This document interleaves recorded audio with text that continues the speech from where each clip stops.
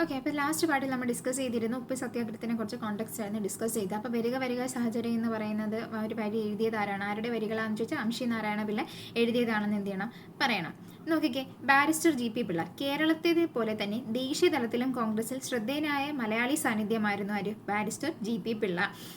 C Sankaran നായരും barrister G P പിള്ളയുമായിരുന്നു ഇവരിൽ പ്രധാനപ്പെട്ടവർ. C Sankaran നായരും ബാരിസ്റ്റർ പിള്ള എന്ന് പറയുന്നത് ദേശീയ തലത്തിൽ എന്ത് ചെയ്യുന്നു, കൂടുതൽ റെക്കഗ്നൈസേഷൻ ലഭിച്ചിട്ടുള്ള, സംസ്ഥാന തലത്തിലും ദേശീയ തലത്തിലും കൂടുതൽ എന്താണ് അംഗീകാരം ലഭിച്ചിട്ടുള്ള ശ്രദ്ധേയരായിട്ടുള്ള മലയാളികളായിരുന്നു ഇവർ രണ്ടുപേരും. ഇനി മലബാറിൽ എന്താണ് ദേശീയ പ്രക്ഷോഭങ്ങൾ എങ്ങനെയാണ്, ദേശീയ പ്രസ്ഥാനങ്ങൾ എങ്ങനെയൊക്കെ ഉടലെടുത്തു, അതിനെ കുറിച്ചിട്ടാണ് നമ്മൾ ഈ ഡിസ്കസ് ചെയ്യാൻ പോകുന്നത്. മലബാർ കേരളത്തിലെ ഇതര സംസ്ഥാനങ്ങളെ അപേക്ഷിച്ച് മലബാറിൽ ദേശീയ പ്രസ്ഥാനം കൂടുതൽ കരുത്തുറ്റതായിരുന്നു. ദേശീയ പ്രസ്ഥാനം ഇവിടെ എന്ന് പറയുന്നത് കൂടുതൽ കരുത്തുറ്റതായിരുന്നു.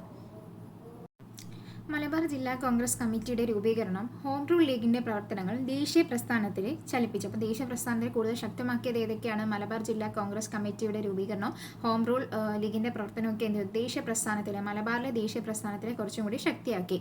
ഖിലാഫത്ത് നിസ്സഹരണ പ്രസ്ഥാനങ്ങൾക്ക് വലിയ പിന്തുണയാണ് മലബാറിലെങ്ങും ലഭിച്ചത്. സമരത്തിന്റെ ഭാഗമായി ജനങ്ങൾ വിദേശ നിർമ്മിത വസ്തുക്കളും കോടതികൾ, വിദ്യാലയങ്ങൾ മുതലായ സർക്കാർ സ്ഥാപനങ്ങളും ബഹിഷ്കരിച്ചു. സമരത്തിന് സ്ത്രീകളുടെയും വിദ്യാർത്ഥികളുടെയും മികച്ച പങ്കാളിത്തം ഉണ്ടായിരുന്നു. അപ്പോൾ എന്ന് പറയുന്നത് മലബാറിൽ എന്താണ്, സ്ത്രീകളുടെയും വിദ്യാർത്ഥികളുടെയൊക്കെ മികച്ച പങ്കാളിത്തം ഉണ്ടായിരുന്നു എന്നാണ് പറയുന്നത്. ഇനി ഇതിലെ ഏറ്റവും പ്രധാനപ്പെട്ട നേതാക്കൾ ആരൊക്കെയാന്ന് നോക്കാം. C Kunhirama Menon, K Kelappan, U Gopalamenon, K P Keshavamenon, Muhammad Abdul Rahman Sahib, E Moidu Moulavi, Moyyarath Sankaran തുടങ്ങിയവരായിരുന്നു ഇതിലെ പ്രധാനപ്പെട്ട നേതാക്കൾ. അതായത് മലബാറിൽ പ്രക്ഷോഭങ്ങൾക്ക് നേതൃത്വം കൊടുത്തിട്ടുള്ള വ്യക്തികളാണ് ഇത്ര ആൾക്കാർ. ആരൊക്കെയാണ്, C Kunhirama Menon, K Kelappan, U Gopalamenon, K P Keshavamenon, Muhammad Abdul Rahman Sahib, E Moidu Moulavi, Moyyarath Sankaran. ഒന്നും കൂടി നോക്കാം. C Kunhirama Menon, K Kelappan, U Gopalamenon. ആരൊക്കെയാണ്, C Kunhiramenon, K Kelappan, U Gopalamenon, K P Keshavamenon, Muhammad Abdul Rahman Sahib. അത് വെച്ചിട്ട് നമുക്ക് എന്താണ് വേറൊരു മുസ്ലിം ആളും കൂടെ വരുന്നുണ്ട്, ഇ മൊയ്തു മൗലവി ആൻഡ് മൊയ്യർത്ത് ശങ്കരൻ. ഇവരായിരുന്നു ഇതിലെ പ്രധാനപ്പെട്ട നേതാക്കൾ. നിയമലംഘന പ്രസ്ഥാനത്തിന്റെ ഭാഗമായി ഗാന്ധിജിയുടെ നേതൃത്വത്തിൽ അഖിലേന്ത്യാ തലത്തിൽ ഉപ്പ് സത്യാഗ്രഹം നടന്നപ്പോൾ അതിന്റെ അലയൊലികൾ കേരളത്തിലും ഉണ്ടായി. കേരളത്തിലെ ഉപ്പ് സത്യാഗ്രഹത്തിന്റെ പ്രധാന കേന്ദ്രം മലബാറിലെ പയ്യന്നൂർ ആയിരുന്നു. അപ്പോൾ പ്രധാനപ്പെട്ട കേന്ദ്രം എന്ന് പറയുന്നത് എവിടെയായിരുന്നു, മലബാറിലെ പയ്യന്നൂരായിരുന്നു എന്ന് എന്ത് ചെയ്യുക, ഓർത്ത് വെച്ചേക്ക്. ഇത് ഒരുപാട് വട്ടം പ്രീവിയസ് ഇയർ ചോദിച്ച ക്വസ്റ്റ്യൻ. ഉപ്പ് സത്യാഗ്രഹത്തിന്റെ പ്രധാന വേദി എവിടെയാണ്, പയ്യന്നൂരാണ്. മലബാറിലെ പയ്യന്നൂരായിരുന്നു. കെ കേളപ്പനാണ് ഈ സത്യാഗ്രഹത്തെ നയിച്ചത്. അതാരാണ്, പയ്യന്നൂരിൽ നടന്ന ഉപ്പ് സത്യാഗ്രഹത്തെ നയിച്ചത് ആരാണ്, കെ കേളപ്പനായിരുന്നു. കേരളത്തിന്റെ നാനാഭാഗങ്ങളിൽ നിന്നും സത്യാഗ്രഹികൾ പയ്യന്നൂരിലെ കടപ്പുറത്തേക്ക് എത്തിച്ചേരുകയും അതിൽ പങ്കെടുക്കുകയും ചെയ്തു. കൂടാതെ അബ്ദുൾ റഹ്മാൻ സാഹിബിന്റെ നേതൃത്വത്തിൽ സത്യാഗ്രഹികൾ കോഴിക്കോട് കടപ്പുറത്ത് നിന്ന് നിയമം ലംഘിച്ച് ഉപ്പുണ്ടാക്കി. അപ്പോൾ കോഴിക്കോട് ഉപ്പ് സത്യാഗ്രഹത്തിന് നേതൃത്വം നൽകിയ വ്യക്തി ആരാണ്, ഒരുപാട് വട്ടം പ്രീവിയസ് ഇയർ ചോദിച്ച ഒരു ക്വസ്റ്റ്യൻ ആണ്. അതാരാണ്, അബ്ദുൾ റഹ്മാൻ സാഹിബായിരുന്നു. പയ്യന്നൂരിൽ ആരായിരുന്നു, കെ കേളപ്പനാണെങ്കിൽ കോഴിക്കോടായിരുന്നു മുഹമ്മദ് അബ്ദുൾ റഹ്മാൻ സാഹിബായിരുന്നു. അവിടെ തടിച്ചുകൂടിയ ജനങ്ങൾക്ക് പോലീസിന്റെ ക്രൂരമർദ്ദനം ഏൽക്കേണ്ടി വന്നു. വിദേശ വസ്ത്ര ബഹിഷ്കരണവും മദ്യഷാപ്പ് പിക്കറ്റിങ്ങും ഖാദി പ്രചരണവും സമരത്തിന്റെ ഭാഗമായി തീർന്നു. അപ്പോൾ എന്താണ്, അവിടെ ഉൽപ്പാദിപ്പിക്കുന്ന വിദേശ വസ്തുക്കൾ, മദ്യഷാപ്പ് പിക്കറ്റിങ്, ഖാദി പ്രചരണം, ഈ മൂന്ന് സമരത്തിന്റെ പ്രധാനപ്പെട്ട ഭാഗമായിരുന്നു. അപ്പോൾ ഉപ്പ് സത്യാഗ്രഹത്തിന്റെ പ്രധാനപ്പെട്ട ഇതൊരു സ്റ്റേറ്റ്മെന്റ് ആയിട്ട് ചോദിച്ചാൽ നമുക്ക് എക്സാം ഹാളിൽ കൺഫ്യൂസിങ് ആവും. അതുകൊണ്ടാണ് ഇത് ഹൈലൈറ്റ് ചെയ്ത് കൊടുത്തിരിക്കുന്നത്. വിദേശ വസ്ത്ര ബഹിഷ്കരണം, മദ്യഷാപ്പ് പിക്കറ്റ്, ഖാദി പ്രചരണ സമരത്തിന്റെ ഭാഗമായി തീർന്നു. ഇനി ഗാന്ധിജി കേരളത്തിൽ വരുന്നു. 1920 ഗാന്ധിജി മൗലാന ഷൗക്കത്ത് അലി നിസ്സഹരണ ഖിലാഫത്ത് സമരത്തിന്റെ പ്രചാരണം കോഴിക്കോടേക്ക് എത്തി. അപ്പോൾ ഗാന്ധിജി കേരളത്തിൽ വരുന്ന വർഷം ഏതാണ്, 1920. ഗാന്ധിജിയുടെ ആദ്യ കേരള സന്ദർശനമായിരുന്നു ഇത്. ഏത് വർഷം വന്നേ, 1920. ഇന്ത്യക്കാർ വ്യത്യസ്ത മതസ്ഥരാണെങ്കിലും നമ്മുടെ മാതൃഭൂമിയുടെ സന്തതികളാണെന്നും നമ്മുടെ സുഖദുഃഖങ്ങൾ ഒന്നാണെന്നും പ്രശ്നങ്ങൾ ഒന്നാണെന്നും നേതാക്കൾ ഉത്ബോധിച്ചപ്പോൾ ആവേശത്തോടെയാണ് ജനങ്ങൾ അത് സ്വീകരിച്ചത്. അപ്പോൾ ഗാന്ധിജി വന്നപ്പോഴുള്ള കാര്യങ്ങളാണ് ഇതിൽ പറയുന്നത്. അപ്പോൾ ഗാന്ധിജി കേരളത്തിൽ വന്നത് 1920. നെക്സ്റ്റ് നമുക്ക് ഡിസ്കസ് ചെയ്യാം മലബാർ കലാപം. മലബാറിലെ ബ്രിട്ടീഷ് വിരുദ്ധ ജന്മിവിരുദ്ധ പ്രക്ഷോഭമായിരുന്നു മലബാർ കലാപം. ബ്രിട്ടീഷ് വിരുദ്ധ ജന്മിവിരുദ്ധ പ്രക്ഷോഭമായിരുന്നു. അപ്പോൾ ഇതാണ്, ഇതൊരു സ്റ്റേറ്റ്മെന്റ് ആയിട്ട് ചോദിച്ചാൽ കൺഫ്യൂസിങ് ആക്കാനുള്ള ചാൻസസ് ഉണ്ട്. ബ്രിട്ടീഷ് വിരുദ്ധ ജന്മിവിരുദ്ധ പ്രക്ഷോഭമായിരുന്നു ആര്, മലബാർ കലാപം. ജന്മി വിരുദ്ധവും കൂടി ആയിരുന്നു എന്ന് ഓർത്തിരിക്കാം. നിസ്സഹരണ ഖിലാഫത്ത് സമരത്തോടൊപ്പം നേരത്തെ തന്നെ മലബാറിൽ സജീവമായിരുന്ന കുടിയാൻ പ്രസ്ഥാനവും ചേർന്നപ്പോൾ അത് മലബാർ കലാപമായി പരിണമിച്ചു. അപ്പോൾ മലബാർ കലാപം എന്തൊക്കെ ഉണ്ടായിരുന്നു എന്ന് ചോദിച്ചാൽ നമ്മൾ എന്തൊക്കെ പറയണം, നിസ്സഹരണ ഖിലാഫത്ത് സമരത്തോടൊപ്പം ആരും കൂടി ചേർന്ന് കുടിയാൻ പ്രസ്ഥാനവും കൂടി ചേർന്നപ്പോഴാണ് അത് മലബാർ കലാപമായിട്ട് പരിണമിച്ചത്. കുടിയാൻ പ്രസ്ഥാനവും ചേർന്നപ്പോൾ അത് മലബാർ കലാപമായി പരിണമിച്ചു. 1921 ഏറനാട്, വെള്ളവനാട്, പൊന്നാനി താലൂക്കുകളിലാണ് മലബാർ കലാപം അരങ്ങേറിയത്. അപ്പോൾ 1921 ഏറനാട്, വെള്ളുവനാട്, പൊന്നാനി താലൂക്കിലാണ് കലാപം വ്യാപിച്ചത്. ജന്മിമാരും ഗവൺമെൻറ് ഉദ്യോഗസ്ഥരും കലാപത്തിലേർപ്പെട്ട് കർഷകർ ഉൾപ്പെടെ നിരവധി പേർക്ക് ജീവഹാനി സംഭവിച്ചതാണ്. ഇതിൽ ഒരുപാട് കർഷകർക്ക് ജീവഹാനി സംഭവിച്ചു എന്നാണ് പറയുന്നത്. മലബാർ സ്പെഷ്യൽ പോലീസിനെയും പട്ടാളത്തെയും ഉപയോഗിച്ച് ബ്രിട്ടീഷ് ഗവൺമെൻറ് കലാപം അടിച്ചമർത്തി. ഇത് ഇമ്പോർട്ടൻ്റ് പോയിന്റാണ് കേട്ടോ. മലബാർ സ്പെഷ്യൽ പോലീസിനെ പട്ടാളത്തെ ഉപയോഗിച്ച് ബ്രിട്ടീഷുകാർ കലാപം അടിച്ചമർത്തി. മലബാർ കലാപത്തിന് നേതൃത്വം നൽകിയവരിൽ പ്രമുഖരായിരുന്നു അലി മുസ്ലിയാർ, വാര്യംകുന്നത്ത് കുഞ്ഞഹമ്മദ് ഹാജി, MP നാരായണ മേനോൻ എന്നിവർ. അപ്പോൾ ആരൊക്കെയായിരുന്നു മലബാർ കലാപത്തിന് നേതൃത്വം നൽകിയ വ്യക്തികൾ? പ്രമുഖർ അലി മുസ്ലിയാർ, വാര്യംകുന്നത്ത് കുഞ്ഞഹമ്മദ് ഹാജി, MP നാരായണ മേനോൻ എന്നിവരായിരുന്നു. നോക്കിക്കേ, ഈ മലബാർ കലാപവുമായിട്ട് ബന്ധപ്പെട്ട ഒരു ഇതാണ് വാഗൻ കൂട്ടക്കൊല. അപ്പം മലബാർ കലാപവുമായി ബന്ധപ്പെട്ടത് ഏതാണെന്ന് ചോദിച്ചാൽ അത് നമ്മൾ വാഗൻ കൂട്ടക്കൊല, അല്ലെങ്കിൽ ഇംഗ്ലീഷ് നമുക്ക് വാഗൻ ട്രാജഡി എന്ന് പറയാം. മലബാർ കലാപകാലത്തുണ്ടായ ദാരുണ സംഭവമാണിത്. ബ്രിട്ടീഷ് പോലീസ് ഓഫീസർ ഹിച്ച്കോക്കിന്റെ നേതൃത്വത്തിൽ 100ഓളം തടവുകാരെ തിരൂരിൽ നിന്ന് മലബാറിലേക്ക് പുറത്തേക്കുള്ള ജയിലിലേക്ക് കൊണ്ടുപോകാൻ കാറ്റും വെളിച്ചവും കടക്കാത്ത ചരക്ക് വണ്ടിയിൽ കയറ്റി. യാത്രാമധ്യേ ശ്വസിക്കാൻ വായുവോ കുടിക്കാൻ ഒരു ഇറ്റ് വെള്ളമോ കിട്ടാത്ത ബോഗിയിൽ വെച്ച് പകുതിയിലധികം പേരും മരണപ്പെട്ടു. ആ ഒരു സംഭവമാണ് എന്ത്? വാഗൻ കൂട്ടക്കൊല എന്നറിയപ്പെടുന്നത്. ഇത് ഏതുമായി ബന്ധപ്പെട്ടതാണ്? മലബാർ കലാപവുമായി ബന്ധപ്പെട്ടതാണ്. ഇവരെങ്ങോട്ടാണ് കൊണ്ടുപോയത്? തിരൂരിൽ നിന്ന് മലബാറിന് പുറത്തേക്കുള്ള ജയിലിലേക്കാണ് കൊണ്ടുപോയത് എന്നാണ്. ഇതിനകത്ത് ഒരു വായുവോ ഒരിറ്റ് വെള്ളം ഇല്ലാതെ എന്നാണ് ഇവരെല്ലാം ശ്വാസം മുട്ടി മരിക്കുകയാണ്. അതാണ് വാഗൻ കൂട്ടക്കൊല എന്ന പേരിൽ അറിയപ്പെടുന്നത്. തിരൂരങ്ങാടി, പൂക്കോട്ടൂർ, പാണ്ടിക്കാട് സംഘർഷങ്ങൾ. ഇനി ഇവിടെ ഈ മലബാർ കലാപവുമായി ബന്ധപ്പെട്ട് ഈ പ്രദേശത്തെ എന്തൊക്കെ സംഘർഷങ്ങളാണ് നടന്നതെന്ന് നമുക്ക് നോക്കാം. പൂക്കോട്ടൂരിലെ ഖിലാഫത്ത് കമ്മിറ്റി സെക്രട്ടറി ആയിരുന്ന വടക്കേ വീട്ടിൽ മുഹമ്മദിനെ മോഷണ കുറ്റം ചുമത്തി അറസ്റ്റ് ചെയ്യാൻ ബ്രിട്ടീഷ് പോലീസ് ശ്രമിച്ചു. അപ്പോൾ ആരെയാണ് അറസ്റ്റ് ചെയ്യാൻ ശ്രമിച്ചത്? പൂക്കോട്ടൂരിലെ ഖിലാഫത്ത് കമ്മിറ്റി സെക്രട്ടറി ആയിരുന്ന വടക്കേ വീട്ടിൽ മുഹമ്മദ്. ആരാണ്? വടക്കേ വീട്ടിൽ മുഹമ്മദിനെ മോഷണക്കുറ്റം ചുമത്തി അറസ്റ്റ് ചെയ്യാൻ ബ്രിട്ടീഷ് പോലീസ് തീരുമാനിച്ചു. ഇതേ തുടർന്ന് ആദ്യം തിരൂരങ്ങാടിയിലും പിന്നീട് പൂക്കോട്ടൂരിലും പാണ്ടിക്കാട്ടിലും ബ്രിട്ടീഷ് പോലീസും ജനങ്ങളും തമ്മിൽ ഏറ്റുമുട്ടലുണ്ടായി. മലബാർ കലാപകാലത്ത് നടന്ന പ്രധാന സംഭവങ്ങളായിരുന്നു ഇവ. അപ്പോൾ മലബാർ കാലത്ത് നടന്ന ഒന്നാമത്തെ സംബന്ധിച്ച വാഗൻ കൂട്ടക്കൊല, രണ്ടാമത്തേന്ന് പറയുന്നത് തിരൂരങ്ങാടി, പൂക്കോട്ടൂർ, പാണ്ടിക്കാട്ട് സംഘർഷങ്ങളാണ്. ഇനി ക്വിറ്റ് ഇന്ത്യ സമരം. 1942 ഓഗസ്റ്റ് 9 അഖിലേന്ത്യാ വ്യാപകമായി ആരംഭിച്ച ക്വിറ്റ് ഇന്ത്യ സമരത്തെ തുടർന്ന് ഗാന്ധിജി അടക്കമുള്ള പ്രമുഖ നേതാക്കൾ അറസ്റ്റ് ചെയ്യപ്പെട്ടു. അതുകൊണ്ട് തന്നെ മറ്റു ഗാന്ധിയൻ സമരങ്ങളിൽ നിന്നും വിഭിന്നമായി ആക്രമണ സ്വഭാവത്തോടെയുള്ള സമരമായി ഇത് മാറി. കേരളത്തിൽ മലബാർ, കൊച്ചി, തിരുവിതാംകൂർ മേഖലകളിൽ സ്ത്രീകളും വിദ്യാർത്ഥികളും അടക്കമുള്ള ജനവിഭാഗങ്ങൾ സമരത്തിൽ സജീവമായി പങ്കെടുത്തു.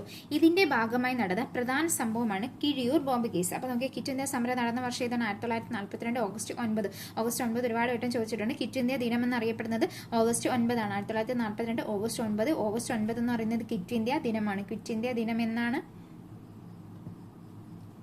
ക്വിറ്റ് ഇന്ത്യ ഡേ എന്ന് പറയുന്നത് ഓഗസ്റ്റ് 9 ആണ്.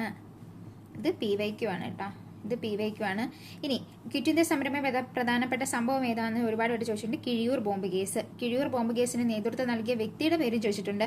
ഡോക്ടർ KB മേനോനാണ് കിഴിയൂർ ബോംബ് കേസിൽ നേതൃത്വം നൽകിയത്. അപ്പം കിഴിയൂർ ബോംബ് കേസിന് നേതൃത്വം നൽകിയത് doctor KB Menon. കിഴിയൂർ bomb case എന്തുമായി ബന്ധപ്പെട്ടിരിക്കുന്നു? ക്വിറ്റ് ഇന്ത്യ സമരവുമായി ബന്ധപ്പെട്ടിരിക്കുന്നു. ഇനി നോക്കിയേ, കിഴിയൂർ ബോംബ് കേസ് എന്താണെന്ന് നോക്കാം. ക്വിറ്റ് ഇന്ത്യ സമരകാലത്ത് കോഴിക്കോട് ജില്ലയിലെ കൊയിലാണ്ടിക്കടുത്തുള്ള കിഴിയൂരിൽ വെച്ച് ഒരു വിഭാഗം സമരക്കാർ ബോംബ് നിർമ്മിച്ചു. വിവിധയിടങ്ങളിൽ ആളപായമില്ലാതെ ബോംബ് പൊട്ടിച്ച് ബ്രിട്ടീഷുകാരെ ഭയപ്പെടുത്തുകയായിരുന്നു ലക്ഷ്യം. 1942 നവംബർ 17 ബ്രിട്ടീഷുകാരെ വിറപ്പിച്ച സ്ഫോടനങ്ങൾ നടന്നത്. ഇതിന് പിറകിൽ പ്രവർത്തിച്ച ഡോക്ടർ KB മേനോൻ ഉൾപ്പെടെയുള്ളവരെ ബ്രിട്ടീഷ് പോലീസ് പിടിക്കുകയും കഠിന തടവിന് ശിക്ഷിക്കുകയും ചെയ്തു. അപ്പോൾ എന്ന് പറയുന്നത് എവിടെയായിരുന്നു? ഏത് ജില്ലയിലാണ്? കിഴിയൂർ ബോംബ് കേസ് എവിടെയാണ്? കൊയിലാണ്ടിക്ക് അടുത്തുള്ള കിഴിയൂർ വെച്ചിട്ടായിരുന്നു നടന്നത്. ഏത് ജില്ലയാണെന്ന് ചോദിച്ചാൽ കോഴിക്കോട് ജില്ലയാണ്. ഇതിന് നേതൃത്വം നൽകിയ ഡോക്ടർ KB മേനോനാണ്. ഇത് എന്തുമായി ബന്ധപ്പെട്ട പ്രധാനപ്പെട്ട സംഭവമാണ്? ക്വിറ്റ് ഇന്ത്യ ഇതുമായിട്ട് ബന്ധപ്പെട്ട പ്രധാനപ്പെട്ട സംഭവമാണ്. ഇനി കൊച്ചി.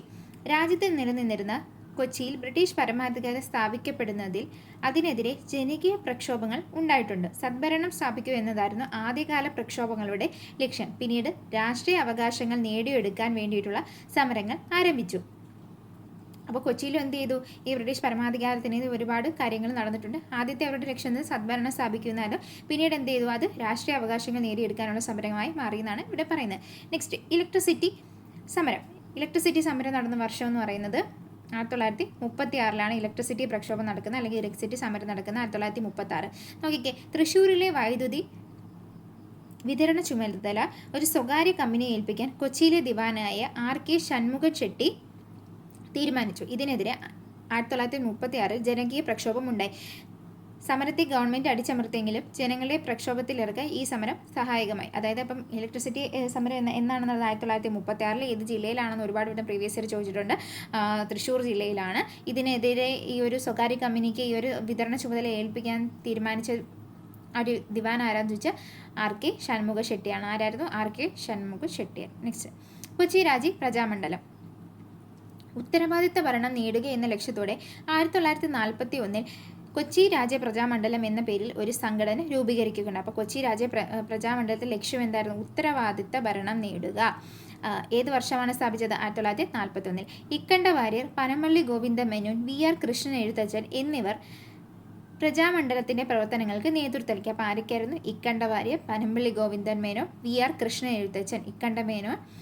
ഇക്കണ്ട വാര്യർ, പനമ്പള്ളി ഗോവിന്ദ മേനോൻ, VR കൃഷ്ണൻ എഴുത്തച്ഛൻ എന്നിവർ പ്രജാമണ്ഡലത്തിലെ പ്രവർത്തനങ്ങൾക്ക് നേതൃത്വം നൽകി. ഉത്തരവാദിത്ത ഭരണം ലഭിക്കുന്നതിന് വേണ്ടി ദേശവ്യാപകമായി സമരം നടത്താൻ തീരുമാനിക്കുകയും, ഇതൊരു പുതിയ പോയിന്റാണ്, 1946 ജൂലൈ 29 ഉത്തരവാദിത്ത ഭരണ ദിനമായി ആചരിക്കുകയുമുണ്ട്. അപ്പോൾ ഉത്തരവാദിത്ത ഭരണ ദിനമായി ആചരിച്ചത് എന്നാണ്? 1946 ജൂലൈ 29. 46 ജൂലൈ 29 ഭരണ ദിനമായി ആചരിച്ചത്. പിൻകാലത്ത് പ്രജാമണ്ഡലം ഇന്ത്യൻ നാഷണൽ കോൺഗ്രസിൽ എന്ത് ചെയ്തു? ലയിച്ചു. പിൻകാലത്ത് ഈ നമ്മൾ പറഞ്ഞ ഏതാണ്? കൊച്ചി രാജ്യ പ്രജാമണ്ഡലം ഏത് ലയിച്ചു? INCയിൽ ലയിച്ചു. ഇക്കണ്ട വാര്യർ പ്രധാനമന്ത്രി കൊച്ചിയിലെ ആദ്യത്തെ കോൺഗ്രസ് മന്ത്രിസഭ അധികാരമേറി. ഇക്കണ്ടർ പ്രധാനമന്ത്രിയായി കൊച്ചിയിലെ ആദ്യത്തെ കോൺഗ്രസ് മന്ത്രിസഭ എന്ത് ചെയ്തു? അധികാരമേറ്റു. അപ്പോൾ കൊച്ചിയിലെ ആദ്യത്തെ കോൺഗ്രസ് മന്ത്രിസഭയുടെ പ്രധാനമന്ത്രി ആരാന്നൊക്കെ എടുത്ത് ചോദിച്ചാൽ നമ്മൾ ഇക്കണ്ട വാര്യർ പറയും. ഇപ്പോൾ നമ്മൾ വായിച്ചുമ്പോൾ എന്ത് ചെയ്യണം? ഇത് അത്ര നമ്മൾ ശ്രദ്ധിക്കത്തില്ല, പക്ഷെ നമ്മൾ ഇതിൽ നിന്ന് ക്വസ്റ്റ്യൻസ് ഉണ്ടാക്കിയെടുക്കുമ്പോൾ നമുക്ക് എന്താണ് കുറച്ച് ഉത്തരം കിട്ടും. അപ്പോൾ കൊച്ചിയിലെ ആദ്യത്തെ കോൺഗ്രസ് മന്ത്രിസഭ അധികാരമേറ്റ സമയത്ത് പ്രധാനമന്ത്രി ആരാന്ന് ചോദിച്ചാൽ ആരാണ്? ഇക്കണ്ട വാര്യർ ആയിരുന്നു. അപ്പോൾ 41 ഉത്തരവാദിത്ത ഭരണം നേടുക എന്നതായിരുന്നു ലക്ഷ്യം. അപ്പോൾ ഉത്തരവാദിത്ത ഭരണ ദിനമായി ആചരിച്ചത് എന്നാണ്? 46 ജൂലൈ 29 നെക്സ്റ്റ്,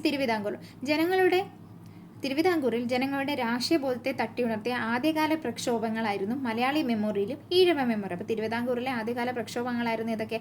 മലയാളി മെമ്മോറിയലും ഈഴവ മെമ്മോറിയലും. നോക്കി, ഇവിടെ മലയാള മെമ്മോറിയലും ഈഴവ മെമ്മോറിയൽ തമ്മിൽ ഡിഫറൻസ് എന്ത് ചെയ്തിട്ടുണ്ട്? ഇവിടെ കൊടുത്തിട്ടുണ്ട്. മലയാളി മെമ്മോറിയൽ, അപ്പോൾ എന്താണ്? Malayali memorial, Ezhava memorial. Okay, തിരുവിതാംകൂറിലെ സർക്കാർ ജോലികൾ തിരുവിതാംകൂറുകാർക്ക് മതിയായ പ്രാതിനിധ്യം വേണമെന്നായിരുന്നു ആവശ്യം. അപ്പോൾ സർക്കാർ ജോലികൾക്ക് ആർക്ക് വേണം? പ്രാതിനിധ്യം കൊടുക്കണം. തിരുവിതാംകൂറുകാർക്ക് പ്രാതിനിധ്യം കൊടുക്കണമെന്നായിരുന്നു മലയാളി മെമ്മോറിയലിനകത്ത് പറഞ്ഞത്. ഇനി 1891 ജനുവരി 1 ഈ ആവശ്യം ഉന്നയിച്ച് ജനങ്ങൾ ഒപ്പിട്ട നിവേദനം മഹാരാജാവിന് സമർപ്പിച്ചു. അപ്പം മലയാളി മെമ്മോറിയലിൻ്റെ വർഷം ഏതാണ്? 1891 ജനുവരി 1. 1891 ജനുവരി 1. ഇതിന് നേതൃത്വം നൽകിയതായിരുന്നു? Barrister GP പിള്ളയായിരുന്നു. എന്ത് ചെയ്ത് നേതൃത്വം നൽകിയത്? മലയാളി മെമ്മോറിയലിന് നേതൃത്വം നൽകിയത്. അപ്പോൾ ഇത് എവിടുത്തെ സർക്കാർ ജോലികൾ? തിരുവിതാംകൂറിലെ സർക്കാർ ജോലികൾക്ക് തിരുവിതാംകൂറുകാർക്ക് മതിയായ പ്രാധാന്യം. തിരുവിതാംകൂറിൽ എന്താണ്? അവിടെയുള്ള ആളുകൾക്ക് എന്താണ്? സർക്കാർ ജോലി മതിയായ പ്രാധാന്യം കൊടുക്കുന്നതാണ് എന്ത്? മലയാളി മെമ്മോറിയൽ എന്ന് പറയുന്നത്. നെക്സ്റ്റ് വൺ എന്ന് പറയുന്നത് ഈഴവ മെമ്മോറിയൽ. സർക്കാർ സർവീസിൽ ഈഴവ സമുദായത്തിന് മതിയായ പ്രാധാന്യം. അപ്പോൾ ഇവിടെ ആർക്കാണ്? ഈഴവ മെമ്മോറിയൽ നമ്മൾ ഈഴവ സമുദായത്തിനാണ് എന്ത് ചെയ്യുന്നത്? ഇവിടെ ഇമ്പോർട്ടൻസ് കൊടുക്കുന്നത്. നോക്കിക്കേ, ഇത് നോക്കി 5 വർഷത്തിന് ശേഷമാണ് 1896 സെപ്റ്റംബർ 3 ഈഴവ സമുദായ അംഗങ്ങളിൽ ഒപ്പിട്ട നിവേദനം മഹാരാജാവിന് സമർപ്പിച്ചത്. അപ്പം ഈഴവ മെമ്മോറിയൽ എന്നാണ്? 1896 സെപ്റ്റംബർ 3. ഇതെന്ന് പറയുന്നത് 1891 ജനുവരി 1. ഇതെന്ന് പറയുന്നത് 1896 സെപ്റ്റംബർ 3. ഈഴവ മെമ്മോറിയലിന് നേതൃത്വം നൽകിയതാരാണ്? ഡോക്ടർ പൽപ്പു ആണ് എന്ത്? ഈഴവ മെമ്മോറിയലിന് നേതൃത്വം നൽകിയത്. ഇനി നിവർത്തന പ്രക്ഷോഭ അല്ലെങ്കിൽ അബ്സ്റ്റൻഷൻ മൂവ്മെന്റ് എന്താണെന്ന് നോക്കാം. അതിന് മുമ്പ് നമുക്ക് ഈ ബോക്സ് ഡിസ്കസ് ചെയ്യാം. നിവർത്തനം അല്ലെങ്കിൽ അബ്സ്റ്റൻഷൻ എന്ന് പറയുന്ന വേർഡ് മീനിങ് എന്താന്ന് നോക്കിയേ. സിവിൽ നിയമലംഘനത്തിൽ നിന്നും നിസ്സഹരണത്തിൽ നിന്നും വേർതിരിച്ച് കാണിക്കാനാണ് പ്രക്ഷോഭത്തെ നിവർത്തനം എന്ന് വിശേഷിപ്പിച്ചത്. അപ്പം സിവിൽ ഡിസോബീഡിയൻസ് നടന്നു എന്ന് നമ്മൾ പറഞ്ഞു. അതോടൊപ്പം തന്നെ നിസ്സഹരണത്തിൽ നിന്ന്, നോൺ കോപ്പറേഷനിൽ നിന്ന് വേർതിരിച്ച് കാണിക്കാൻ ഇതിനെ നിവർത്തനം എന്ന് വിശേഷിപ്പിച്ചത്. ഈ പേര് നൽകിയത് ആരാണ്? IC ചാക്കോ ആണ് ഈ നിവർത്തനം എന്ന് നൽകിയത്. ഇത് ചോദിക്കാൻ ചാൻസ് ഉണ്ട് കേട്ടോ, കാരണം ബോക്സിൽ കിടക്കുന്നതുകൊണ്ട് ഇത് ചോദിക്കാം. ഈ പേര് നൽകിയത് ആരാണ്? IC ചാക്കോ ആണ്. അബ്സ്ട്രക്ഷൻ മൂവ്മെന്റ് അല്ലെങ്കിൽ നിവർത്തന പ്രക്ഷോഭം. തിരുവിതാംകൂറിൽ നടന്ന ശക്തമായ ഒരു രാഷ്ട്രീയ പ്രക്ഷോഭമായിരുന്നു നിവർത്തന പ്രക്ഷോഭം. നിവർത്തന പ്രക്ഷോഭം ഇവിടെ തന്നെ തിരുവിതാംകൂറിലാണ് നടന്നത്. 1932 നിവർത്തന പ്രക്ഷോഭം നടന്നത്. ഏത് വർഷമാണ്? 1932 തിരുവിതാംകൂറിൽ നടന്ന ഒരു രാഷ്ട്രീയ പ്രക്ഷോഭമായിരുന്നു എന്ത്? നിവർത്തന പ്രക്ഷോഭം. ഏത് വർഷമാണെന്ന് ചോദിച്ചാൽ 1932. ഇനി ഈ പോയിന്റുകളാണ് വളരെ ഇമ്പോർട്ടന്റ്. ഈ ഇത് വെച്ചിട്ടാണ് ഒരുപാട് ക്വസ്റ്റ്യൻസ് ചോദിച്ചിട്ടുള്ളത്. ക്രിസ്ത്യൻ, മുസ്ലിം, ഈഴവ് വിഭാഗക്കാർ രാഷ്ട്രീയ സമിതി രൂപീകരിച്ച് സംയുക്തമായാണ് പ്രക്ഷോഭം നയിച്ചത്. അതായത് 3 വിഭാഗങ്ങളും, ക്രിസ്ത്യൻസ്, മുസ്ലിംസ്, ഈഴവ, ഇവര് 3 പേരും കൂടെ ചേർന്നിട്ടാണ് ഇത് നിവർത്തന പ്രക്ഷോഭം നയിച്ചത്. സർക്കാർ ഉദ്യോഗങ്ങളിലും നിയമസഭയിലും ജനസംഖ്യാനുപാതികമായി സംവരണം വേണമെന്നായിരുന്നു എന്ത് ചെയ്തത്? ഈ ഒരു പ്രക്ഷോഭം കൊണ്ട് ഉദ്ദേശിച്ചിരുന്നത്. എന്തൊക്കെയാണ്? സർക്കാർ ഉദ്യോഗങ്ങളിൽ, ഗവൺമെന്റ് സർവീസസിലും നിയമസഭയിലും എന്താണ്? ജനസംഖ്യാനുപാതികമായി സംവരണം വേണമെന്നായിരുന്നു നിവർത്തന പ്രക്ഷോഭം കൊണ്ട് ഇവർ മീൻ ചെയ്തിരുന്നത്. ഇവരുടെ ആവശ്യമായിരുന്നു. C. Keshavan, NV Joseph, PK Kunju എന്നിവർ പ്രക്ഷോഭത്തിന് നേതൃത്വം. ഇത് ഒരുപാട് വട്ടം പ്രീവിയസ് ആയിട്ട് ചോദിച്ച ക്വസ്റ്റ്യൻ ആണ്. ഇത് ഫുള്ള് പ്രീവിയസ് ആണ്. ഇത് ഇവിടുന്ന് ഫുള്ളായിട്ടുള്ളത് ഫുള്ള് പ്രീവിയസ് ആണ്. അപ്പൊ C. കേശവൻ, NV ജോസഫ്, ആരായിരിക്കായിരുന്നു? NV Joseph, PK Kunju. C. Keshavan, NV Joseph, PK Kunju എന്നിവർ പ്രക്ഷോഭത്തിന് നേതൃത്വം നൽകി. തിരുവിതാംകൂറിൽ ഉത്തരവാദിത്ത ഭരണത്തിന് വേണ്ടിയിട്ടുള്ള പ്രവർത്തനങ്ങൾ നടന്നത് തിരുവിതാംകൂർ സ്റ്റേറ്റ് കോൺഗ്രസിന്റെ ആഭിമുഖ്യത്തിലായിരുന്നു. അപ്പൊ തിരുവിതാംകൂറിൽ ഉത്തരവാദിത്ത ഭരണം സ്ഥാപിക്കുന്നതിന് വേണ്ടിയിട്ട് ഏറ്റവും കൂടുതൽ പ്രവർത്തനങ്ങൾക്ക് നേതൃത്വം നൽകിയതായിരുന്നു തിരുവിതാംകൂർ സ്റ്റേറ്റ് കോൺഗ്രസ് ആയിരുന്നു. പട്ടം താണുപിള്ളയായിരുന്നു തിരുവിതാംകൂർ സ്റ്റേറ്റ് കോൺഗ്രസിന്റെ ആദ്യ പ്രസിഡന്റ് ആരായിരുന്നു? പട്ടം താണുപിള്ളയായിരുന്നു. നിവേദനത്തിലൂടെയും പ്രത്യക്ഷ സമര പരിപാടികളിലൂടെയും ഇവർ പ്രക്ഷോഭ പ്രവർത്തനങ്ങൾ ആസൂത്രണം ചെയ്തു. അപ്പോൾ എന്താണ്? തിരുവിതാംകൂർ സ്റ്റേറ്റ് കോൺഗ്രസിന്റെ ആദ്യത്തെ പ്രസിഡന്റ് ആണ്. ഇത് ഒരുപാട് വട്ടം പ്രീവിയസ് ആയിട്ട് ചോദിച്ചാലാണ്. പട്ടം താണുപിള്ളയാണ്. ഇനി സ്വദേശാഭിമാനി പത്രത്തെ കുറിച്ചിട്ടുള്ള കാര്യങ്ങളാണ് ഇവിടെ കൊടുത്തിരിക്കുന്നത്. വക്കം അബ്ദുൽ ഖാദർ മൗലയുടെ ഉടമസ്ഥയിലായിരുന്ന സ്വദേശാഭിമാനി പത്രത്തിന്റെ പത്രാധിപരായിരുന്നു K. രാമകൃഷ്ണപിള്ളയെ കുറിച്ചിട്ടാണ് ഇവിടെ പറയുന്നത്. അപ്പോൾ സ്വദേശാഭിമാനി പത്രം സ്ഥാപിച്ചതാരാണ്? വക്കം അബ്ദുൽ ഖാദർ മൗലവിയാണ് സ്വദേശാഭിമാനി പത്രം സ്ഥാപിച്ചത്. അദ്ദേഹത്തിന്റെ പത്രാധിപരായിരുന്നു, ഈ ഒരു പത്രത്തിന്റെ പത്രാധിപരായിരുന്നു ആര്? K. രാമകൃഷ്ണപിള്ള. സർക്കാരിന്റെ തെറ്റായ നയങ്ങളെയും അഴിമതികളെയും പത്രത്തിലൂടെ അദ്ദേഹം എന്ത് ചെയ്തു? തുറന്ന് കാണിച്ചിരുന്നു. തിരുവിതാംകൂർ ദിവാനായിരുന്ന P. രാജഗോപാലാചാര്യെ വിമർശിച്ചുകൊണ്ട് ഒരു ലേഖന പരമ്പര അദ്ദേഹം പ്രസിദ്ധപ്പെടുത്തി. ഇതിനെ തുടർന്ന് രാമകൃഷ്ണപിള്ള തിരുവിതാംകൂറിൽ നിന്ന് നാടുകടത്തുകയും സ്വദേശാഭിമാനി പത്രം നിരോധിക്കുകയും ചെയ്തു. അപ്പം അദ്ദേഹം ഏത് ദിവാനെതിരെ? സി രാജഗോപാലാചാര്യ നമുക്ക് എന്താണ് കുറച്ച് ഫെമിലിയർ ആണ്. സോ അതുകൊണ്ട് നമുക്ക് തെറ്റിപ്പോകാനുള്ള ചാൻസ് ഉണ്ട്. അപ്പോൾ ഏതാണ്? P. രാജഗോപാലാചാര്യ. ആരായിരുന്നു? P. രാജഗോപാലാചാര്യായിരുന്നു. C. രാജഗോപാലാചാര്യ നമുക്ക് എന്താണ് കുറച്ചൊരു അറിയാവുന്നവർക്ക് എന്താണ് കുറച്ചൊരു കൺഫ്യൂസിങ്. P. രാജഗോപാലാചാര്യ ഇത് PSC തെറ്റിച്ച് തരാറുണ്ട്. ഓക്കെ. ഇനി പത്രം എന്ത് ചെയ്തു? പത്രം അടച്ചുപൂട്ടിയ വർഷം ഏതാണ്? 1910 എന്ത് ചെയ്ത്? പത്രം അടച്ചുപൂട്ടിയത്. ഓക്കെ. അപ്പം അബ്ദുൽ ഖാദർ മൗലവി ആയിരുന്ന ഇന്ത്യ സ്ഥാപന സ്വദേശാഭിമാനി പത്രത്തിന്റെ സ്ഥാപന അതിനകത്തെ പ്രധാനപ്പെട്ട പത്രാധിപരായിരുന്നു അല്ലെങ്കിൽ എഡിറ്റർ ആയിരുന്നു അവര് K. രാമകൃഷ്ണപിള്ള എന്നറിയപ്പെടുന്നത്. പിന്നെ ഇദ്ദേഹം ആർക്കെതിരെയാണ് അഴിമതി തുറന്നു കാട്ടിയ? ആരുടെ അഴിമതിയായിരുന്നു? P. രാജഗോപാലാചാര്യയുടെ അഴിമതിയാണ് ഇദ്ദേഹം എന്ത് ചെയ്തത്? തുറന്ന് കാട്ടിയത്. അപ്പൊ അതാണ് എന്ത് ചെയ്യുന്നത് ഇതിനകത്ത് പ്രധാനപ്പെട്ട. ഇനി കോൺഗ്രസ് സോഷ്യലിസ്റ്റ് പാർട്ടി. സോഷ്യലിസ്റ്റ് ആശയങ്ങളെ തൽപരരായ കോൺഗ്രസ് പ്രവർത്തകർ 1934 K. കേളപ്പന്റെ അധ്യക്ഷതയിൽ കോഴിക്കോട് വെച്ചൊരു യോഗം ചേർന്നു. ഇന്ത്യൻ നാഷണൽ കോൺഗ്രസിൽ നിന്നും ഒരു കോൺഗ്രസ് സോഷ്യലിസ്റ്റ് പാർട്ടി രൂപീകരിക്കാൻ അവർ തീരുമാനിച്ചു. അപ്പോൾ കോൺഗ്രസ് സോഷ്യലിസ്റ്റ് പാർട്ടിക്ക് നേതൃത്വം നൽകിയ ആരൊക്കെയാണെന്ന് നോക്കിക്കേ. എന്തായാലും EMS നമുക്കുണ്ടാകുന്നത് EMS Shankara Namboodiripad, P. Krishnapillai, AK. Gopalan എന്നിവരാണ് ഈ വിഭാഗത്തെ നയിച്ചത്. അപ്പോൾ കോൺഗ്രസ് സോഷ്യലിസ്റ്റ് പാർട്ടിക്ക് നേതൃത്വം നൽകിയതാരായിരുന്നു? P. Krishna Pillai, EMS and AK. Gopalan ആയിരുന്നു. കോൺഗ്രസ് സോഷ്യലിസ്റ്റ് പാർട്ടിയുടെ നേതൃത്വത്തിൽ നിരവധി കർഷക സമരങ്ങൾ കേരളത്തിൽ ഉണ്ടായിട്ടുണ്ട്. നെക്സ്റ്റ് ഒരു സമരം നമ്മൾ ഡിസ്കസ് ചെയ്യാൻ വന്ന പുന്നപ്ര വയലാർ സമരം. തിരുവിതാംകൂർ ദിവാനായിരുന്ന സർ CP ക്കെതിരെയായിരുന്നു ഈ ഒരു സമരം നടന്നത്. അപ്പം നോക്കാം. തിരുവിതാംകൂർ ദിവാനായിരുന്ന CP രാമസ്വാമി അയ്യരുടെ സ്വേച്ഛാധിപത്യത്തിനെതിരെയും ഉത്തരവാദിത്ത ഭരണം സ്ഥാപിക്കുന്നതിന് വേണ്ടിയായിരുന്നു ഈ സമരം നടന്നത്. ആലപ്പുഴയിലെ പുന്നപ്രയിലും വയലാറിലും നടന്ന സമരമായതിനാൽ ഇതിനെ പുന്നപ്ര വയലാർ സമരം എന്ന് അറിയപ്പെടുന്നു. 1946 കർഷകരും തൊഴിലാളികളും ചേർന്ന് കമ്മ്യൂണിസ്റ്റ് പാർട്ടിയുടെ നേതൃത്വത്തിലാണ് ഈ ഒരു സമരം നയിച്ചത്. അപ്പൊ നമുക്ക് ഇതിനകത്ത് നിന്ന് എങ്ങനെയൊക്കെ ക്വസ്റ്റ്യൻ വരാം? ദിവാൻ ആരാന്ന് ചോദിക്കാം. അതാരായിരുന്നു? CP രാമസ്വാമി അയ്യർ ആയിരുന്നു. സർ CP ആയിരുന്നു എന്ത് ചെയ്യുന്നത്? പുന്നപ്ര വയലാർ സമരം ആർക്കെതിരെയായിരുന്നു വെച്ചാൽ സർ CP-ക്ക് എതിരെയായിരുന്നു. ഏതൊക്കെ പ്രദേശത്താണ് നടന്നത്? ആലപ്പുഴ ജില്ലയിലായിരുന്നു. ഏത് ജില്ലയാണെന്ന് വെച്ചാൽ ആലപ്പുഴ ജില്ല. പുന്നപ്ര വയലാറിലായിരുന്നു ഇത് നടന്നത്.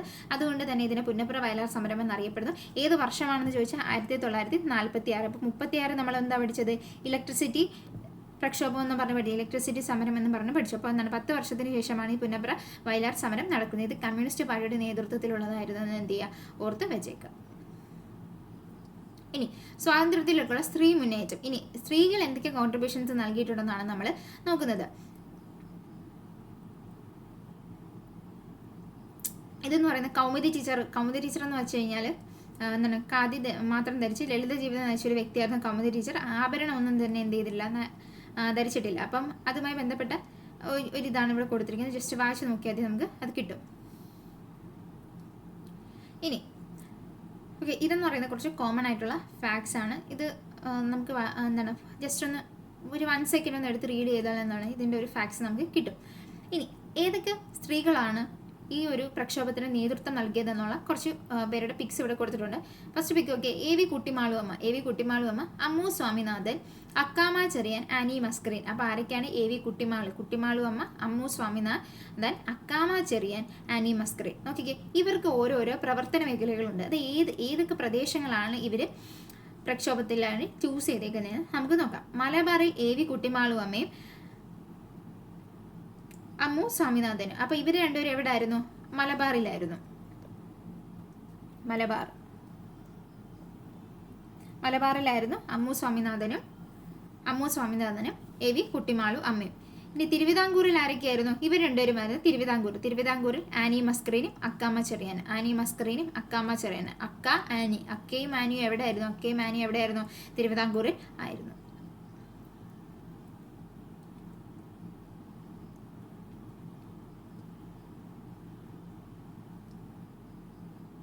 ഇനി നോക്കിയേ, അടുത്തൊരു വനിത നമ്മളിവിടെ ഇൻട്രൊഡ്യൂസ് ചെയ്താണ് ശ്രീ കുഞ്ഞിക്കാവമ്മ എന്ന് പറയുന്നത്. ഗാന്ധിജി ആദ്യമായി കേരളം സന്ദർശിച്ചപ്പോൾ സ്വർണ്ണ നൂലിൽ കോർത്ത ഒരു തുളസിമാല മകനെ കൊണ്ട് ഗാന്ധിജിയുടെ കഴുത്തിൽ അണിയിപ്പിച്ചു. ഉപഹാരം സ്വീകരിക്കണമെങ്കിൽ ആയുഷ്കാലം മുഴുവൻ ഖാദി വസ്ത്രത്തിൽ മാത്രമേ ധരിക്കുള്ളൂ എന്ന് പ്രതിജ്ഞ ചെയ്യണമെന്ന് ഗാന്ധിജി നിർദ്ദേശിച്ചു. ആ പ്രതിജ്ഞ ജീവിത അവസാനം വരെ പാലിക്കുകയും സമരങ്ങളുടെ ഭാഗമായി നിരവധി തവണ ജയിൽവാസം അനുഭവിക്കുകയും ചെയ്തു. 1938 കേരള പ്രദേശ് കോൺഗ്രസ് കമ്മിറ്റിയുടെ പ്രസിഡന്റായി തിരഞ്ഞെടുക്കപ്പെട്ടു. അപ്പോൾ ഇതൊരു ചോദിക്കാനുള്ള ഒരു ക്വസ്റ്റ്യൻ ആണ്. ഇതിനകത്തൊരു ക്വസ്റ്റ്യൻ എന്ന് വെച്ച് കഴിഞ്ഞാൽ ഇതാണ് ഉള്ളത്. 1938 കേരള പ്രദേശ് കോൺഗ്രസ് കമ്മിറ്റിയുടെ പ്രസിഡന്റായി തിരഞ്ഞെടുക്കപ്പെട്ടു. ഖാദി പ്രചരണം എന്നിവയിൽ സജീവമായ ഹരിജോദ്ധാരണം, ഖാദി പ്രചരണം എന്നിവയിലും എന്തായിരുന്നു? സി കുഞ്ഞിക്കാവമ്മ എന്തെന്ന് സജീവമായിരുന്നു. ഇനി സംസ്ഥാന രൂപീകരണം. ഭൂമിശാസ്ത്രവും ഭാഷാപരവും സാംസ്കാരികവും സാമ്പത്തികവും ഭരണപരവുമായിട്ടുള്ള പരിഗണനകൾ അടിസ്ഥാനമാക്കി കേരളത്തിന്റെ ഭാഗങ്ങളായി ഗണിക്കാവുന്ന തിരുവിതാംകൂർ, കൊച്ചി എന്നീ നാട്ടുരാജ്യങ്ങളും ബ്രിട്ടീഷ് ഇന്ത്യൻ വിഭാഗങ്ങളായിട്ടുള്ള മലയയും ഒരുമിച്ച് ചേർന്ന് ഇന്ത്യൻ യൂണിയനിൽ ഉൾപ്പെടുന്ന സ്വയംഭരണാധികാരമുള്ള ഒരു ഘടകമായി സംഘടിക്കണം. ഈ ഘടകത്തിലെ ഭരണകൂടത്തിന്റെ എല്ലാ അധികാരശക്തിയും ജനങ്ങളിൽ നിക്ഷിപ്തമായിരിക്കണം. 1947 തൃശ്ശൂരിൽ നടന്ന ഐക്യ കേരള കൺവെൻഷന്റെ പ്രമേയത്തിൽ നിന്നെടുത്ത കുറച്ചിട്ടുള്ള വാക്കുകളാണിത്. ഇത് അങ്ങനെ തന്നെ കൺസിഡർ ചെയ്താൽ മതി. ഓക്കെ, ഇത് അത്ര ഇമ്പോർട്ടൻസ് ഇല്ല. അപ്പം ഇത് പക്ഷേ ഇമ്പോർട്ടൻ്റ് ആണ്.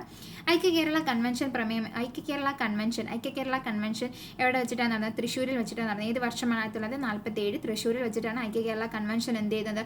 നടക്കുന്നത്. അതാണ് സംസ്ഥാന രൂപീകരണവുമായി ബന്ധപ്പെട്ട് നമുക്ക് പറയാനുള്ളത്. ഇനി മുകളിൽ കൊടുത്ത പ്രമേയങ്ങളിലെ ആശയങ്ങൾ വായിച്ചല്ലോ. വ്യത്യസ്ത ഭരണമേഖലയിൽ കേരളത്തെ ഒന്നിച്ചു കൊണ്ട് കേരളം സൃഷ്ടിക്കാനുള്ള പ്രമേയമാണിത്. ഐക്യ കേരളത്തിനായി നടന്ന പ്രധാനപ്പെട്ട സംഭവങ്ങൾ എന്ത് ചെയ്യും നമുക്കൊന്ന് പരിശോധിച്ചു. ഐക്യ കേരളത്തിനായിട്ട് നടന്നിട്ടുള്ള പ്രധാനപ്പെട്ട ഇതാണ് എന്തൊക്കെയാണ് നമ്മൾ ഡിസ്കസ് ചെയ്യുന്നത്. 1921 ഒറ്റപ്പാലത്ത് നടന്ന അഖില കേരള പ്രവിശ്യ സമ്മേളനത്തിൽ കൊച്ചി, മലബാർ, തിരുവിതാംകൂർ എന്നിവിടങ്ങളിൽ നിന്ന് പ്രതിനിധികൾ പങ്കെടുത്തു. അപ്പോൾ എന്താണ് അഖില കേരള പ്രവിശ്യ സമ്മേളനം നടന്നത്? എവിടെ വെച്ചിട്ടായിരുന്നു? 1921 ഒറ്റപ്പാലത്ത് വെച്ചിട്ടാണ് അഖില കേരള പ്രവിശ്യ സമ്മേളനം നടന്നത്. എവിടെ വെച്ചിട്ടാണ്? 1921 ഒറ്റപ്പാലത്ത് വെച്ചിട്ടാണ്. 1928 ജവഹർലാൽ നെഹ്റുവിന്റെ അധ്യക്ഷതയിൽ ചേർന്ന പയ്യന്നൂർ കോൺഗ്രസ് സമ്മേളനം ഭാവിയിൽ സ്വതന്ത്ര ഭാരതത്തിന്റെ ഭരണഘടനയ്ക്ക് രൂപം കൊടുക്കുമ്പോൾ കേരളത്തിലെ ഒരു പ്രത്യേക സംസ്ഥാനം പുനഃസംഘടിപ്പിക്കണമെന്ന് ആവശ്യപ്പെട്ടു. അപ്പോൾ ഇതൊരു ഒരുപാട് വട്ടം പ്രീവിയസ് ഇയർ ചോദിച്ച ക്വസ്റ്റ്യൻ ആണ്. കേരളത്തെ ഒരു സംസ്ഥാനമായി പുനഃസംഘടിപ്പിക്കണമെന്ന് ആവശ്യപ്പെട്ട ഏത് കോൺഗ്രസ് ഏത് സമ്മേളനമാണെന്ന് എന്ത് ചെയ്തിട്ടുണ്ട് ചോദിച്ചിട്ടുണ്ട്. അതാണ് പയ്യന്നൂർ കോൺഗ്രസ് സമ്മേളനം. ഏത് സമ്മേളനമാണെന്ന് ചോദിച്ചാൽ പയ്യന്നൂർ കോൺഗ്രസ് സമ്മേളനം. ഇതിൻ്റെ അധ്യക്ഷൻ ആരായിരുന്നു? 1928 ജവഹർലാൽ നെഹ്റു ആയിരുന്നു. കേരളത്തെ ഒരു പ്രത്യേക സംസ്ഥാനമായി പുനഃസംഘടിപ്പിക്കണമെന്ന് ആവശ്യപ്പെട്ട് ഏത് കോൺഗ്രസ് സെഷനാണെന്ന് ചോദിച്ചാൽ പയ്യന്നൂർ കോൺഗ്രസ് സെഷനായിരുന്നു. ഇവിടുത്തെ അധ്യക്ഷൻ ജവഹർലാൽ നെഹ്റു 1928 ഇതിനെ തുടർന്ന് ഐക്യ കേരളം എന്ന ലക്ഷ്യം നേടിയെടുക്കുന്നതിന് വേണ്ടി പ്രവർത്തിക്കുന്ന കമ്മിറ്റി രൂപീകരിക്കുകയും വിവിധ സ്ഥലങ്ങളിൽ വെച്ച് അതിന് കൺവെൻഷനുകൾ നടത്തുകയും ചെയ്തു.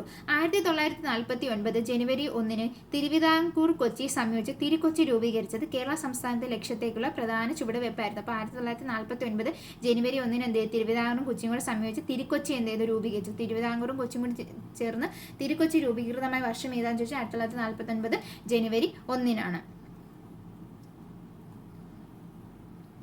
നോക്കിക്കേ, കൊച്ചി തിരുവിതാംകൂർ നാട്ടുരാജ്യങ്ങളുടെ അതിർത്തി സ്ഥാപിക്കപ്പെട്ടിരിക്കുന്ന കല്ലുകളാണ് കൊതിക്കല്ല് എന്നറിയപ്പെടുന്നത്. കോ എന്നത് കൊച്ചിയും തി എന്നത് തിരുവിതാംകൂറിനെയും സ്തുതിക്കുന്നത്. അപ്പോൾ എന്താണ്? എവിടെയാണിത്? കൊച്ചി തിരുവിതാംകൂർ നാട്ടുരാജ്യങ്ങളെ അതിർത്തിയിലാണ്. ഇതിൻ്റെ കല്ലിൻ്റെ പേരാണെന്നത് കൊതിക്കല്ല് എന്ന പേരിൽ അറിയപ്പെടുന്നത്. കണ്ടോ?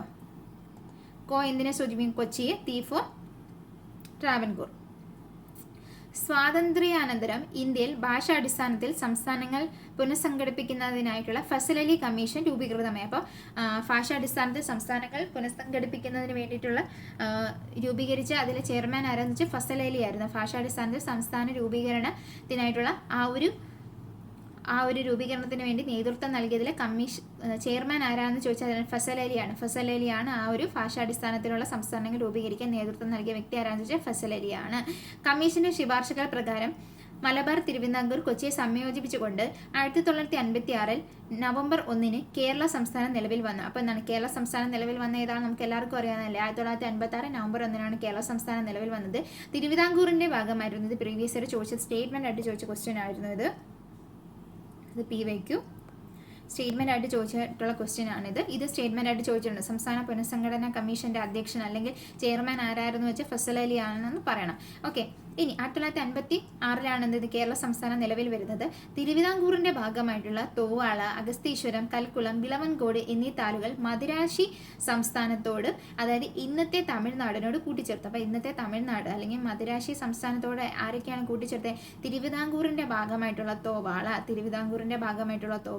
അഗസ്തീശ്വരം, കൽക്കുളം, വിളവൻകോട് എന്നീ താലൂക്കുകളെയാണ് മദിരാശി സംസ്ഥാനത്തോട് അല്ലെങ്കിൽ ഇന്നത്തെ തമിഴ്നാടിനോട് കൂട്ടിച്ചേർത്തത്. ഇനി തെക്കൻ കർണാടകത്തിന്റെ ഭാഗമായിരുന്നു, അതായത് സൗത്ത് കർണാടകയുടെ ഭാഗമായിരുന്നു കാസർഗോഡ് താലൂക്ക് എന്ത് ചെയ്തു? കേരളത്തോട് കൂട്ടിച്ചേർത്തു. അപ്പൊ കാസർഗോഡ് താലൂക്കാണ് എന്ത് ചെയ്യുന്നത്? നമുക്ക് കിട്ടിയത് ഏതാണ്? കാസർഗോഡ് താലൂക്കാണ് എന്ത് ചെയ്യുന്നത്? നമുക്ക് കിട്ടുന്നത് കാസർഗോഡ്. കേരളത്തിന് കിട്ടുന്നത് കാസർഗോഡ്. അതുപോലെ തിരുവിതാംകൂറിന്റെ ഭാഗമായിട്ടുള്ള തോവളം, അഗസ്തീശ്വരം, കൽക്കുളം, വിളവൻകോട് ഇതൊക്കെ നമ്മൾ ആർക്ക് കൊടുത്തു? തമിഴ്നാടിന് കൊടുക്കുകയാണ് ചെയ്തത്. 1957 ഫെബ്രുവരി മാർച്ച് മാസങ്ങൾ പൊതു തിരഞ്ഞെടുപ്പ് നടക്കുകയും അതായത് 57 പൊതുതെരഞ്ഞെടുപ്പ് നടക്കുകയും ഏപ്രിൽ 5 EMS നമ്പൂതിരിപ്പാട് നേതൃത്വത്തിലുള്ള ആദ്യ മന്ത്രിസഭ കേരളത്തിൽ അധികാരമേൽക്കുകയും ചെയ്തു. അപ്പോൾ ഏത് ദിവസമാണ് അധികാരമേറ്റത്? 1957 ഏപ്രിൽ 5. 5 കണക്കിൽ 1957 ഏപ്രിൽ 5 EMS നമ്പൂതിരിപ്പാടിന്റെ നേതൃത്വത്തിലുള്ള ആദ്യ മന്ത്രിസഭ കേരളത്തിൽ അധികാരമേൽക്കുകയും ചെയ്തു. അതാണ് എന്ത് ചെയ്യുന്നത്? നമുക്ക് ഈ ഒരു പാഠഭാഗത്ത് ഡിസ്കസ് ചെയ്യാനുള്ളത്. അപ്പോൾ എന്തെങ്കിലും ഡൗട്ട്സ് ഉണ്ടെങ്കിൽ പറയുക. പിന്നെ ഹൈലൈറ്റഡ് PDF വേണമെന്നുണ്ടെങ്കിൽ അതും കൂടി കമൻറ്റ് ചെയ്യുക. Okay, thank you.